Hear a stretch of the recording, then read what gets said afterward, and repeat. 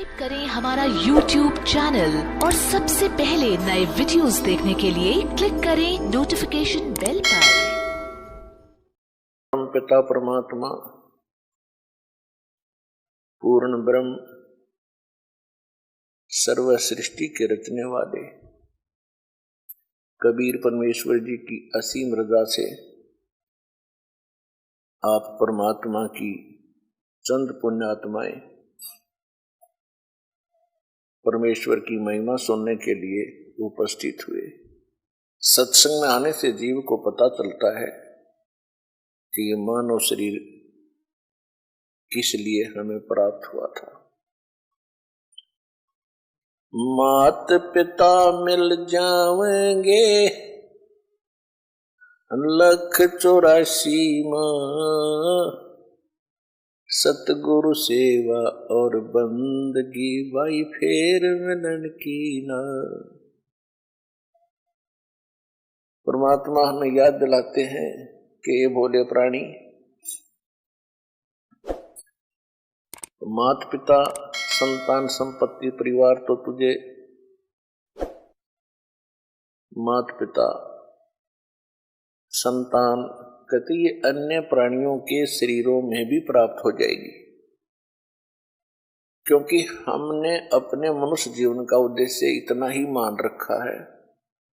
जब तक हम सत्संग नहीं सुनते, यथार्थ ज्ञान हमें प्राप्त नहीं होता, हम अपने कुटुंब और माता पिता इस परिवार के ही सभी परंपराओं में मर्यादाओं में अपना निर्वाह करके इनका पालन करके बड़े गर्व की बात समझते रहे। तो परमात्मा याद दिलाते हैं कि ये माता पिता तो आपको पशु बनोगे, पक्षी बनोगे, कुत्ते बनोगे वहां माता पिता मिलेंगे, गधे बनोगे वहां भी माता पिता मिल जाएंगे, लेकिन मनुष्य जीवन के अंदर ही आप सतगुरु सेवा और भक्ति प्राप्त कर सकते हो। तो सत्संग में आने से प्राणी को ज्ञान होता है कि मनुष्य जीवन का उद्देश्य क्या है। कहते हैं सतगुरु के दरबार में जाइयो बारंबार, भूली वस्तु लखा जवे है सतगुरु दातार। जब तक हम सत्संग में नहीं आते, हम परमात्मा को भूल चुके होते हैं। कभी आपत्ति आती है तो हम याद कर लेते हैं, और जब आपत्ति टल जाती है तो हम केवल बकवाद याद करते हैं, जो मनुष्य जीवन का कोई उद्देश्य भी नहीं होता, वो विषय भी नहीं होता। तो क्या बताते हैं परमात्मा, भाई दुख में सुमरण सब करे, सुख में करे ना कोई, जय सुख में सुमरण करे तो दुख कहूं को हो। कबीर सुख में सिमरण किया नहीं, दुख में करते याद, कहे कबीरता दास की कौन सुने फरियाद। मानुष जन्म पाए कर जय नहीं रटे हरि नाम, जैसे कुआ जल बिना बनवाया क्या काम। मानुष जन्म दुर्लभ है ये मिले न बारंबार, तरवर से पत्ता टूट गिरे वो बोर न लगता डर। राम रटत निर्धन बलो टूटी घर की छान, वो सुंदर मैल किस काम के जहाँ भक्ति नहीं भगवान। राम रटत कोढ़ी भलो चू चू पड़े जो चाम, वो सुंदर शरीर किस काम का, जा मुख नाही नाम। कबीर जिव्या तो वाहे भली, जो रटे हरि नाम, नहीं तो काट के फेंक दियो, ये मुख में बोलो ना चाम। राम रटत कन्या बली, और साकट बलो न पूत, जैसे छेरी के गल में गलथन, जिसमें दूध ना मूत। परमात्मा कहते हैं कि ये प्राणी आपत्ति के समय परमात्मा को याद करते हैं। सुख होता है जो भगवान को भूल जाते हैं। यदि सुख में भी भगवान को आप याद करोगे तो आपत्ति नहीं आएंगी। फिर कितना महत्व बताया है भगवान की भक्ति का, कि मनुष्य जीवन ये बार बार प्राप्त नहीं होगा। एक बार आपके हाथ से ये छूट गया तो ऐसे समझो जैसे वृक्ष से पत्ता टूट के गिर जाता है, पुनः स्थापित नहीं हो सकता। फिर क्या बताते हैं कि बिना भक्ति के ये प्राणी जब संसार छोड़कर जाता है, अंत समय में इसको सारे जीवन में जो जोड़ा था, इकट्ठा किया था और जो परिवार बना था, वो बहुत याद आता है। सारा जीवन परिवार के पोषण में, दुनिया के शोषण में और अपने कोठी बंगले बनाने में खो दिया। चलते समय जब इसको पता चलता है कि सारा कुछ तेरा यहीं रह गया, अब तू जा रहा है अकेला, ना कोई परिवार का सदस्य तेरे साथ है, तो उस समय की सतीथि बताते हैं कि पछाड़ खा खा रोएगी ये आत्मा जब तू चल लेगी अकेली। कहते टक्कर मार मार कर, डकरा डकरा कर रोती है ये आत्मा जब यम के दूत इसको घसीट कर ले जा रहे होते। इसका सारा कुछ यहीं रह जाता है जो सारे जीवन में इसने जोड़ा था, जिसको ये अपना माने हुए था। तो परमात्मा याद दिलाते हैं कि काया तेरी है नहीं, ये माया कहां से हो, और चरण कमल में ध्यान रखो इन दोनों को खो। जब तेरा बॉडी नहीं है, बोले आत्मा, तेरा शरीर ही तेरा नहीं है, ये कोठी बंगले कार और ये बैंक बैलेंस बना लग रहा बोंदू, ये तेरे कैसे हो सकते हैं? तेरा क्या है? तेरा है भक्ति जो सीमन तू कर रहा है, और तेरा है जो हाथ से छोड़ दिया, दान कर दिया। दान भी कहते हैं सुपात्र को करे, गलत स्थान पर किया हुआ दान भी व्यर्थ होता है। गुरु बिन माला फेरते देते दान, गुरु बिन दोनों निष्फल हैं, चाहे पूछो वेद पुराण। परमात्मा कहते हैं चिड़ी चोंच भर ले गई, नदी न घट्यो नीर, दान दिए धन घटे नहीं, नो कह रे साहिब कबीर। देते को हर देत है जहां तहां से आन, अण देवा मांगत फिरो फिर साहिब सुने ना कान। परमात्मा कहते हैं धर्म तो दसके नहीं, ये दसके तीनों लोक, खैरायत में खैर है भाई कीजिए आत्म पोख। तो मनुष्य जीवन के आपके साथ जो मनुष्य जीवन में संग्रह करोगे, ये धन है जो आपका आपके साथ जाओगा। कबीर सब जग निर्धना, धनवंता ना कोई, धनवंता सो जानियो जिस पर राम नाम धन होवे। कि सारा संसार निर्धन है, जिसके पास सत्य भक्ति जो राम का नाम का धन है, यानी सच्चे मंत्रों की कमाई जो है राम नाम का धन होता है, वो एक धनवान है। बाकी संसारिक संपत्ति, भौतिक जिसके पास संपत्ति है, उसको अध्यात्म मार्ग में धनी नहीं माना जाता।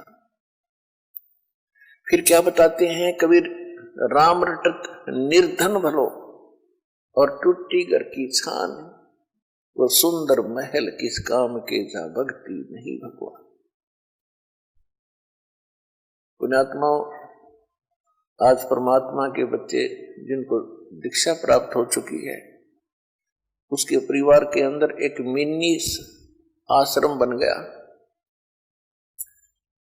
ऐसा स्थान बनाया जाता है जहां भगवान के स्वरूप को रखते हैं, जहां परमात्मा की ज्योति जलाई जाती है। सभी उठकर वहां प्रणाम करते हैं।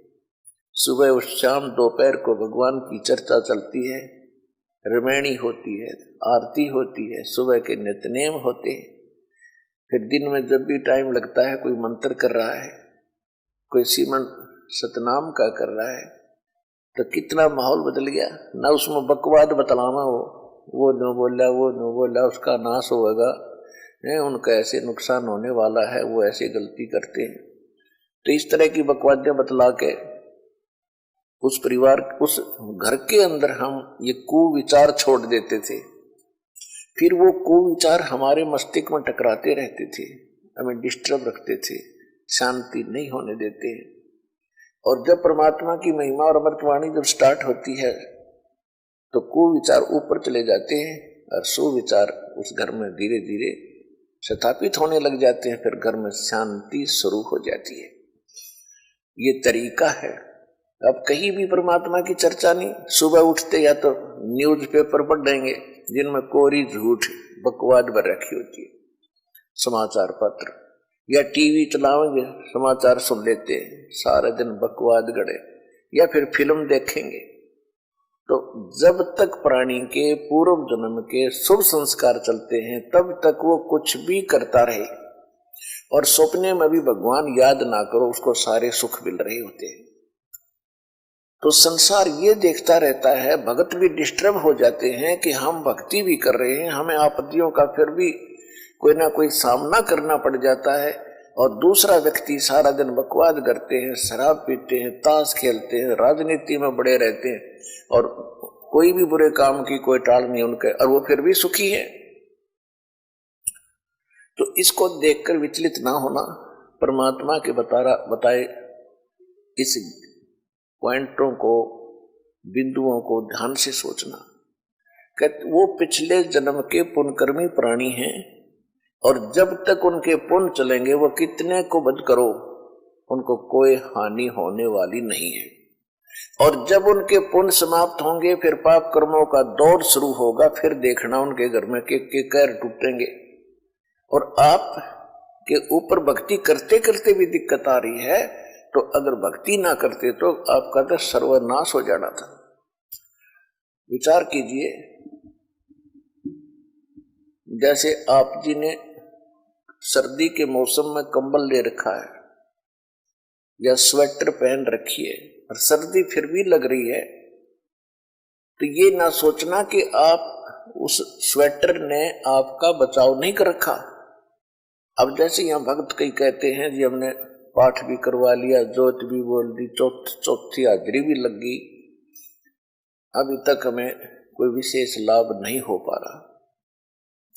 ये तो हो ही नहीं सकता कि जब आप इतना कर्म कर रहे हो भक्ति का तो कोई लाभ ना हो। ये तो आपकी अनजान सोच है, बालक बुद्धि है। अब जैसे सर्दी का मौसम है, किसी ने स्वेटर पहन ली और फिर भी उसको सर्दी लग रही है, तो ये ना सोचना कि स्वेटर ने अपना काम ना कर रखा। स्वेटर अपना काम कर रही है, लेकिन सर्दी अधिक है तो उसके लिए जर्सी और पहन ले ऊपर के, और उसके बाद भी सर्दी महसूस हो रही है तो कंबल ओढ़ ले। यानी ये नहीं है कि ये कहना कि मैंने जर्सी भी पहन ली फिर भी सर्दी का लग रही हाथ पैरों को। तो ये तो अनजान व्यक्ति कहेगा जिसने इस प्रोसेस का पता नहीं, भगवान के मार्ग का ज्ञान नहीं। तो जो आप पुण्य कर रहे हो और विधिवत कर रहे हो, पूरी विधि यहाँ पर प्राप्त है। गुरु जी के बिना दान करना व्यर्थ है। आप जी को सतगुरु मिले, आप जी को विधि मिली है, आपको पूर्ण परमात्मा मिला है, पूर्ण परमात्मा का मार्ग मिला, सत भक्ति मिली है, और फिर आप साधनाएं सही कर रहे हो तो आप ये ना सोचना कि आपको लाभ नहीं हो रहा, आपके पाप कर्मों की सर्दी घनी है और ये करते करते भी कहीं ना कहीं से थोड़ी बहुत ठंड महसूस हो रही है। यदि ये ना कर रहे होते तो नमोनिया होकर मर जाते, ये समझ लेना। तो इस तरह आप जी ने अपने इस भक्ति सफर को डिस्टर्ब नहीं होने देना, जो मार्ग बता दिया इस पर चलते रहना, घर पहुंच जाओगे, सारे सुख होंगे, यानी अपने सतलोक चले जाओगे और यहां भी राहत बहुत मिलेगी। तो इसी प्रकार जो ऐसा कहते हैं वो बालक है और फिर ये सोचे कि हम भक्ति भी कर रहे हैं, दूसरा कुछ भी नहीं करता, उसके ठाठ हो रहे हैं, तो वो भी आप इस ज्ञान से सोचना कि जब बैटरी किसी ने चार्ज कर रखी है इन्वर्टर की और आगे चार्जर है नहीं, उनके पास लाइट का कनेक्शन नहीं है और उनकी बैटरी, फिर भी उनके पंखे चल रहे हैं, बल्ब भी जग रहे हैं, तो इससे अंडरस्टूड है, अनजान से अनजान व्यक्ति आजकल समझ सकता है कि वो बैटरी कितने दिन चलेगी, एक दिन एंड होगा और फिर अंधेरे में बैठेंगे, गर्मी में मरेंगे। इसी प्रकार जब तक पुण्य कर्मों की बैटरी चार्ज है पूर्व जन्म की, तब तक वो आपको सुखी दिखाई देते हैं, चाहे कितने खोटे खोदो। और आप अच्छे भी कर रहे हो और फिर भी महसूस करते हो हम दुखी, आप दुखी नहीं हो, आपके ऊपर तो ना जाने के कहर टूटना था, भगवान ने आपकी रक्षा कर रखी है। तो इस करके संसार की तरफ ना देख करके परमात्मा के इस ज्ञान को आधार बना के इस भक्ति मार्ग में चलना।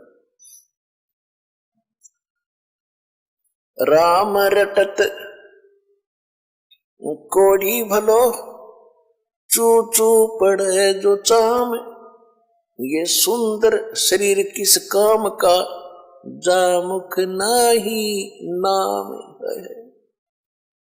कहते हैं चाहे कितना बीमार व्यक्ति हो, रोगी हो, कोट भी लगा हो, यदि वो भक्ति करता है,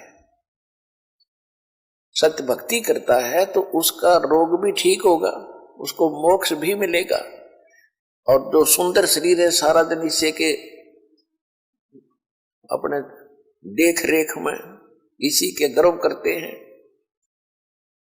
और भक्ति करते नहीं, कहते वो सुंदर शरीर किस काम का, जामुख नाही नाम। फिर कहते राम रटत कन्या भली और साकट भलो न पूत, बकरी के गल में गलथड़ा जिसमें दूध न मूत। क्योंकि हमारे समाज में पुत्र को ज्यादा महत्व दिया जाता रहा है बिना ज्ञान के। वैसे पुत्र और पुत्री में हमें कोई भेद नहीं होना चाहिए, सब परमात्मा की आत्माएं हैं, अपने अपने संस्कार सब साथ लेकर आते हैं। फिर भी उस समय जो परमात्मा ये ज्ञान दिया करते थे कबीर भगवान, तो उस समय क्या कहा करते कि बेटी सत्संग में नहीं जाएगी, बेटे बेशक चले जाओ। लेकिन रिवाज तो थी नहीं भक्ति की, वैसे को दुख में वैसे कोई साधु संत के पास चले जाते थे झाड़ा धूड़ा लवाने के लिए। फिर भी परमात्मा याद दिलाते हैं कि राम रटत कन्या भली, भक्ति अगर बेटी कर रही है, उस बेटे से 100 गुना अच्छी है जो भक्ति नहीं करता। वो बेटा कैसा है, जैसे बकरी के गल में एक थन जैसी खाल लटका करे, थन जैसी। तो परमात्मा कहते हैं वो तो व्यर्थ का बोझ है उसके गल में बकरी के, वो किससे काम की कोई नहीं वो खाल, ना दूध ना मूत, यानी किससे काम नहीं आती वह। इसी प्रकार वो बच्चा जो भक्ति नहीं करता वो माता पिता के गल में गलथना है, और वो कन्या जो भक्ति करती है माँ के, वो बेटा तो माता पिता पर भार बनेगा कोई से, क्योंकि जो भक्ति नहीं करता उस पर आपदाएं आएंगी, आपत्ति आएंगी, तो माँ बाप साथ दुखी होते हैं, जो पुत्र दुखी होता है तो वो डिस्टरबेंस करेगा आपकी भक्ति में भी और दुखी भी रहेगा, दुखी रखेगा। और जो बेटी भक्ति करती है उसके साथ भगवान होगा, उसके संस्कार में कोई पाप कर्म का दंड भी आवेगा, उसने भी भगवान रक्षा करेगा। और जिस परिवार में वह बेटी जाएगी उस परिवार को भी सुधारेगी, उसमें भी भगवान वहां साथ रहेगा, भक्ति प्रवेश करेगी। तो वह बेटी सदा सुखी रहेगी, बेटी सुखी रहेगी तो माता पिता की आत्मा भी शांत रहेगी।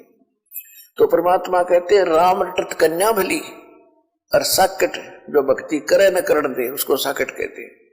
वो साकट बला न पूत, जैसे बकरी के गल में गलथना जिसमें दूध न मूत, वो किसी काम का नहीं वो बेटा जो भक्ति नहीं करता। परमात्मा कहते हैं जिव्या तो वाहे भली, जो रटे हरि नाम, नहीं तो काट के फेंक दियो, ये मुख में बलो न चाम। इस जिह्वा का कितना योगदान है हमारे लिए, यानी खारा मीठा चाख है, खाना खाने में सहयोग देती है। तो परमात्मा कहते हैं यदि इस जुबान से, इस जिह्वा से परमात्मा का नाम और परमात्मा की महिमा नहीं बोली जाती तो इससे अच्छा तो इसने निकाल कर काट कर फेंक दे वो बढ़िया, क्योंकि मुख को सबसे पवित्र अंग माना जाता है। और ऐसे पवित्र अंग में कहते इस चाम की कति जरूरत नहीं जीभ की। अपने आत्मा ये सोच लेना परमात्मा क्या संकेत कर रहे हैं कि मनुष्य जीवन कितना कीमती है और इसमें भगवान की भक्ति कितनी आवश्यक है। यदि भक्ति नहीं करता तो इस जुबान से कोई तगड़ा है, ताकतवर है, गरीब को कोई ऐसा वचन कुवचन बोल देगा उसकी आत्मा रोती रहेगी, क्योंकि उसका संघर्ष तो कर नहीं सकता। ताकतवर है तो उसकी आत्मा दुखादी उस जीव रूपी तलवार ने उसका अटैक कर दिया, या किसी की निंदा करके लड़ाई करवाओगा, या किसी की गलत गवाही देकर पाप का भागी बनेगा। तो कहते इससे अच्छा तो भगवान या जीव कट जा जो भक्ति नहीं करते, तो भी कुछ पाप से बचे रहेंगे। तो इससे समझना भगवान हमें क्या संदेश देना चाहते हैं। परमेश्वर स्वयं आकर ही यथार्थ ज्ञान अपनी प्यारी आत्माओं को कराते हैं।